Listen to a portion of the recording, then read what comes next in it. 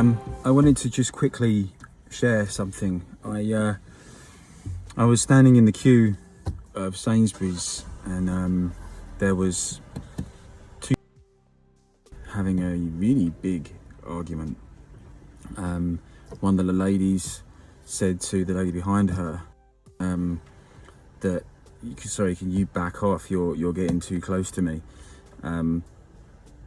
I want to keep your 2 meters. And this lady, who was with her young daughter, she told the lady to fuck off, and really got very, very angry. Now, really, what my message here, take it or leave it.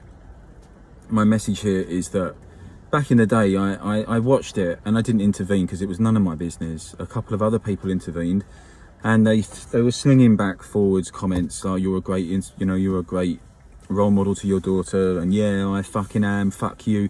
And I just thought, that used to be me. I would have reacted exactly like that.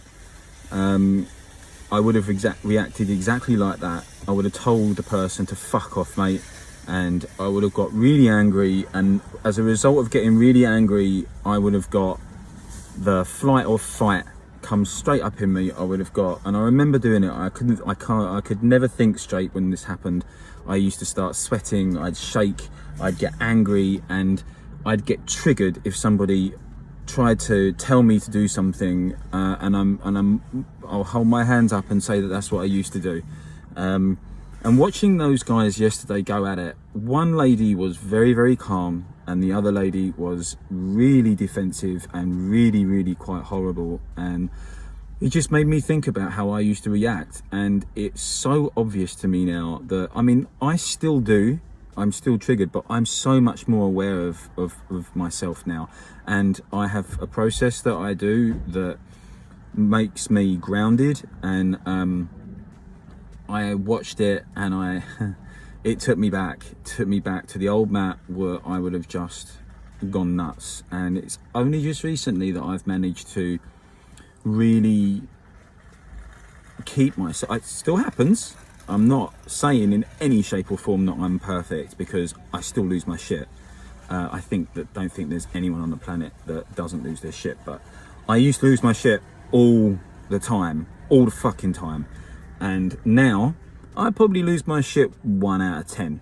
I managed to keep it together, and the response that you get from your body when, if you're told, sorry, can you keep your 2 meter distance? I was told that in Sainsbury's a couple of weeks ago, and I just looked and smiled and went, yeah, okay, no worries. And I didn't feel bad about myself. I didn't get any of those sweats or shakes or, I think it's a response. I felt happy with my response, and I felt grounded, and I felt good about how I'd responded to being told to back away.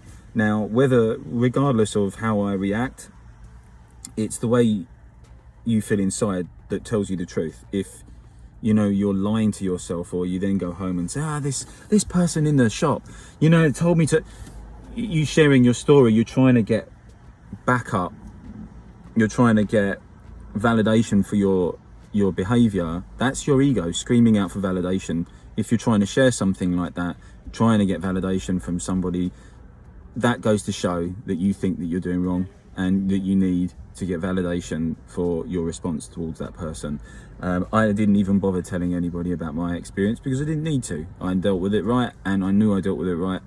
But yeah, I just thought I'd upload that quickly, guys, and I hope you're all well. Just keep grounded and try to think before you respond. I used to be terrible, and no, I'm not too bad. Big love, guys.